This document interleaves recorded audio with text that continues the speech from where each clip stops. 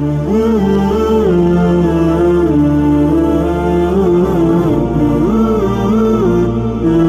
الله الرحمن الرحيم نحمده ونصلي ونسلم على رسوله الكريم اما بعد منګه د مرکب اضافي مرکب غیر مفید قسمونو نه سلور قسمونو تعارف اغه اوي دا غي مبارکي کما قواعد ضوابط اغه اوي نن د مرکب تقییدی دویم قسم مرکب توصیفی دا غي تعارف وایو چې هغه به موږ پیژنو څنګه دا غي قواعد او ضوابط سدي نو مرکب توصیفی تاسو پیژنئ هغه مرکب ته وایي چې دویم جز د اولنی جز د پاره قید وي او قید به اعتبار صفت وي نو دې ته مرکب توصیفی وایي وس کله چې هم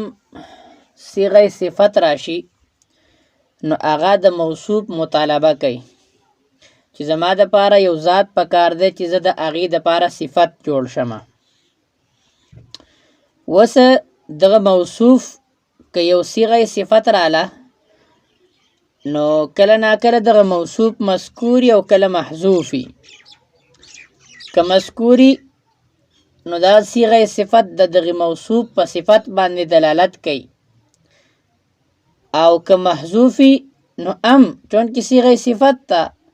او دا په صفت باندې دلالت کوي نو د دې لپاره موصوف ضروری دی موصوف به مذکوري یا به محذوفي به هر دو صورت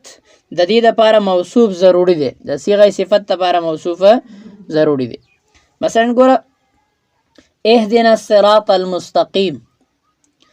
صراط المستقيم نو مستقيم معنا د سیده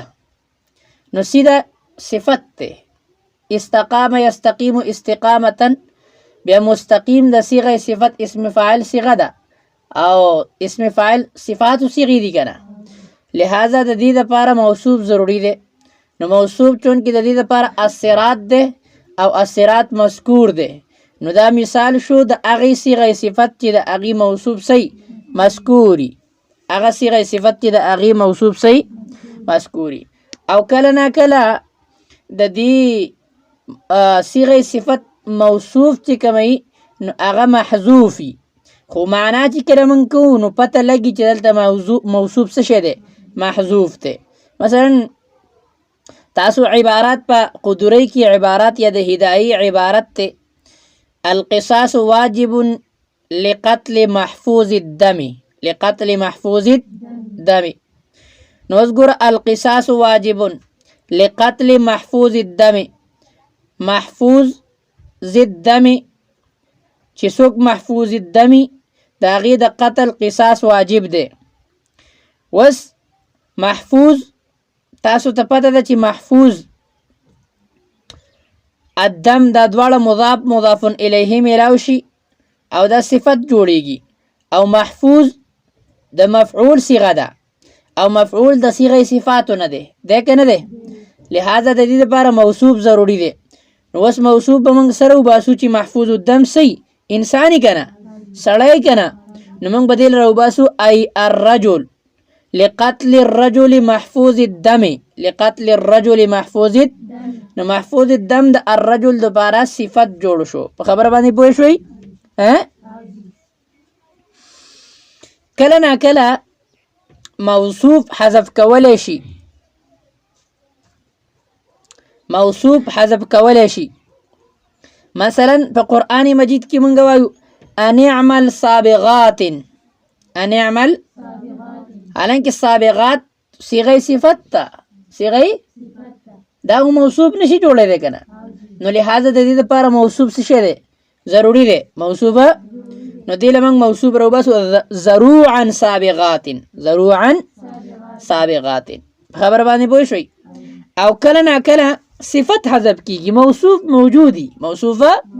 خود معنی نه پته لګي چې دلته صفت څه شي دی محذوف ته دلته صفته مثلا د حضرت خضر علیه السلام او د حضرت موسی علیه السلام په قصه کې راځي یاخذ كل سفینه یاخذ هر کشتی به اغستا الانکه هر کشتی به نه اغستا هغه بادشاه حضرت خضر علیه السلام چې کومه کشتی کې سورې وکړو حضرت موسی علیه السلام ورته غوسه شو وای داسې کې ضرر رسېسه خلک ډوبې کشتی دې سورې کړه پرای حضرت خضر علیه السلام غلی شو هغې ورته وایي که ته زما سره وخت تېری نو څه به وایې نه نو حضرت خضر موسی علیه السلام چونکې د الله نبي او د الله نبي ظاهر ته ګوري چې ظاهر د شریعت خلاف کار کوي نو ټوکي به که نه به ټوکي به نو هغې پې نکیر وکړو د الله بنده داسې کې صحیح ده نو هغه یې چې کومه دی منع کړو صحیح کړو منع کړو بیا ورته حضرت خضر علیه السلام ورته وایي ته زما سره وخت نشي تېرولی ما سره وخت نو هغې کې یو سوال دا و چې تا دا کشتۍ ولې سوری کړه نو هغې وی ګوره شریعت خو دا وایي چې د چا کشتۍ سوری کول دا جایز نه دي خو اصل کې ما دا کشتۍ ځکه سوری کړه چې دا کشتۍ د یو غریب کس وه او اخوا یو بادشاه و هر هغه کشتۍ به اخیسته چې هغه به صحیح وه څه به وه صحیح وه نو ګوره سفینتن الانکې هر کشتۍ به نه اخیسته هر صحیح کشتۍ به اخیسته نو لہذا سفینتن لمنګه صفت روباسو یأخذ کل سفینت صحیحت کل سفینت پوه شوئ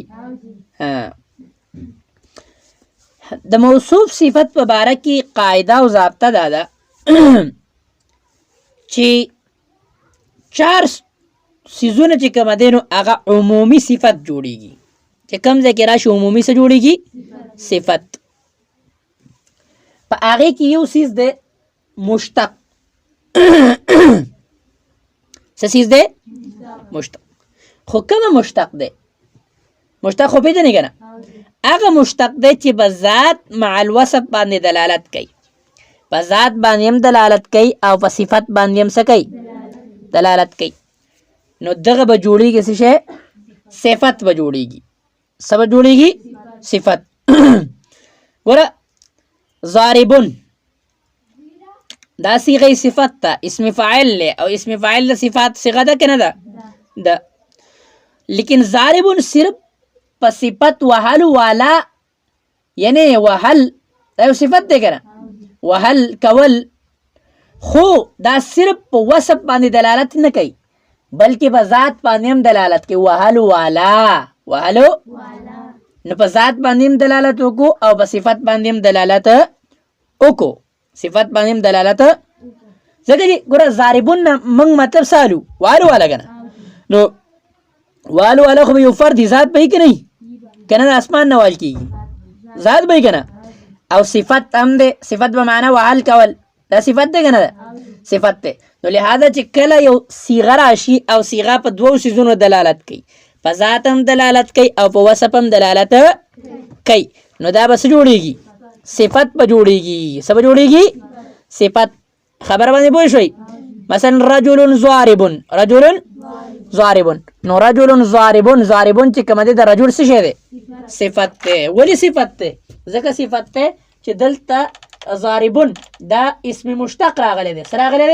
دی اسم مشتق او قاعده او ضابطه موږ دا وي چې کله یو اسم مشتق داسې راشي چې هغه دلالت کوي په څه شي باندې ذات مع الوصف باندې نو هغه به صفت جوړیږي څه به جوړیږي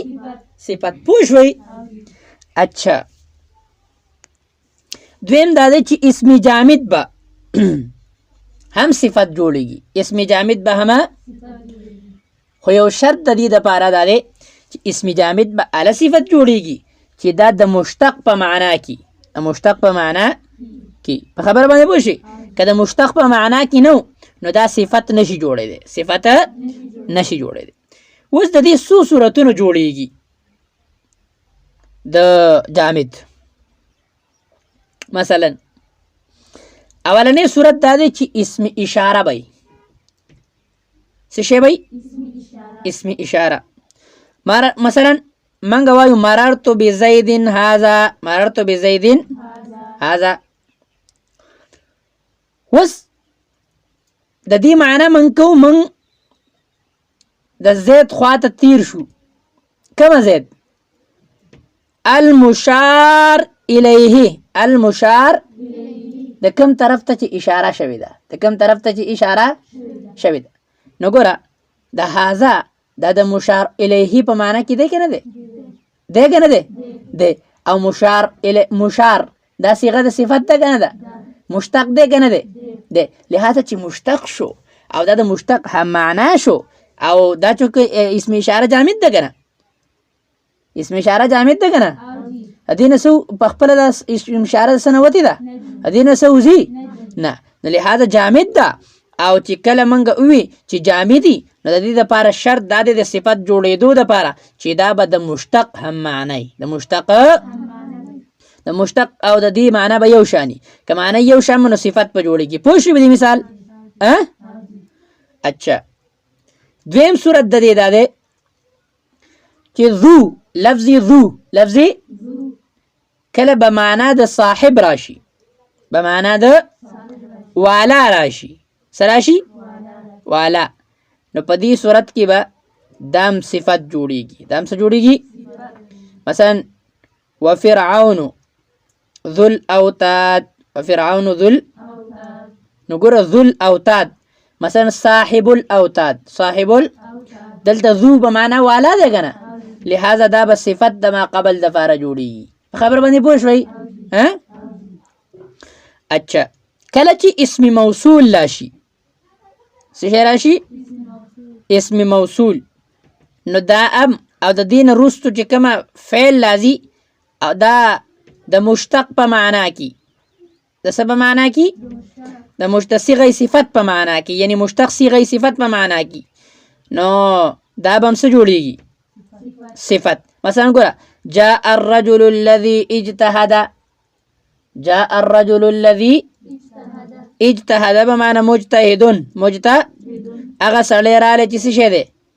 مجتهد دی. هغه سړی رالی چې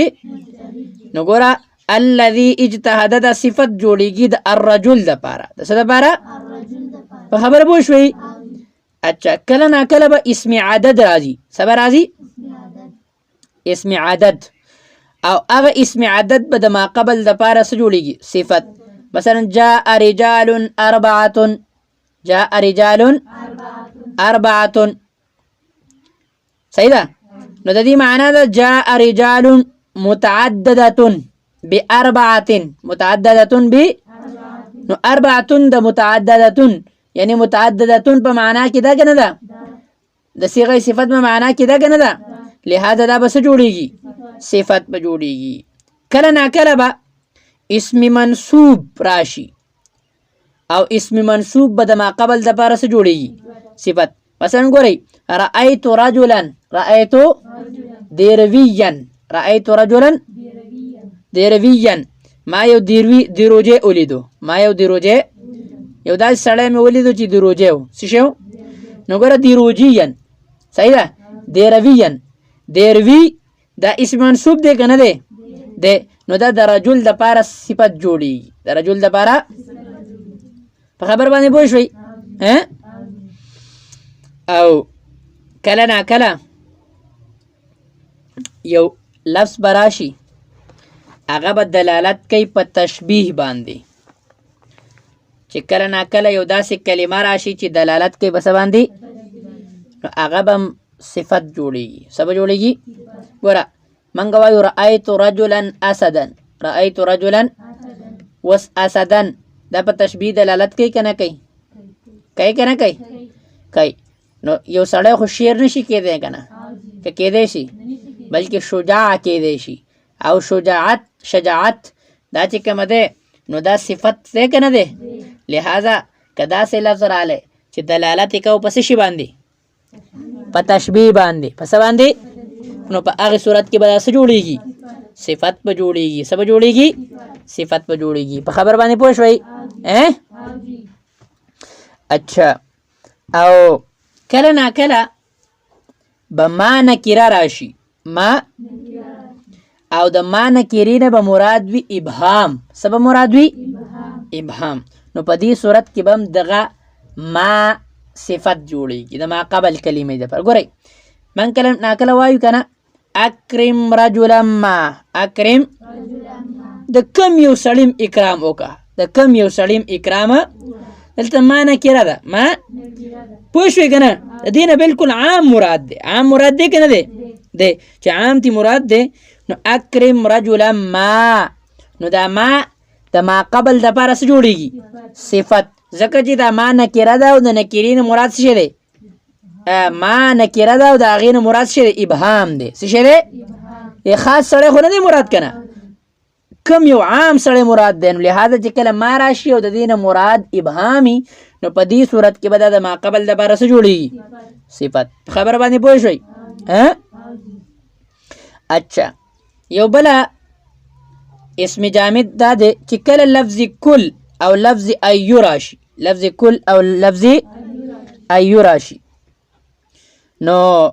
په دې صورت کې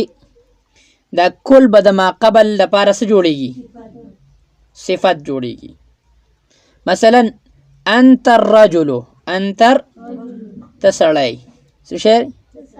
انت الرجل كل الرجل كل نو ګوره كل الرجل د الرجل اولني الرجل لپاره څه جوړېږي صفت جوړېږي په خبر باندې پوه شوئ یعنی د دې نه معنا ده ای الکاملو ته کامل سړی کومه سړی کامل سړی په خبر باندې پوه شوئ او دغه شان ایو جاء رجل ای رجل جاء رجل ای رجل یعنی یو سړی رالی کامل سړی رالی یو سړی رالی کامل سړی رالی نو کاملیت دا صفت دی که نه نو لہذا ایو او کلو دا به د ما قبل دپاره څه جوړېږي صفت جوړېږي پوه شوئ اچھا کله ناکله صفت جمله صفت جمله او دا به کله صفت جوړېږي نو د دې یو عام مثال درته ویم او دا خبر په ذهن کې کیم دی چې کله نکیره راشي او بالکل یوازي چې کله څه راشي او بالکل صحیح او د دې نه وروسته جمله واقع شوه پوه شه دا وروسته جمله د دې دپاره صفت دی پوه شوئ لکه موږ په شرم تعمیل کې وایو حروف تجر الاسم فقط حروف تجر الاسم نو حروف نکره ده که نه او وروسته تجر الاسم د جمله ده که نه نو لهذا که داسې صورت حال لاله نو فورا به موږ ترکیب په هغې ځای کې داسې کوو چې تجر الاسم د حروف دپاره څه شی ده جمله صفت ده جمله صفت ده خو یو قاعده ذهن کې دا کېدی چې کله دا جمله صفتی د نو موصوف سپاره د کنیکشن دپاره د موصوف سپاره د تعلق برقرار ساتلو دپاره یا به په دقه جمله کې الف لام راځي او الف لام عهدیه او یا به چې کومه دی ضمیر راځي کېږي موصوف طرف ته دا ولې راځي کېږي ګورئ تاسو ته به پته وي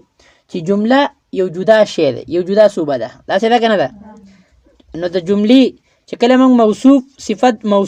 صفت جوړ کړو جمله حالانکه جمله خو جدا شی دی نو د جملې خو ما قبل سره تعلق برقرار نه نو دغه تعلق به موږ څه کوو برقرار پاتې کوو څه به کوو ابه څنګه برقرار پاتې کوو ابه داسې برقرار موږ پاتې کولی شو چې کله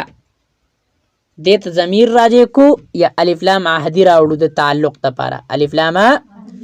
پوه شو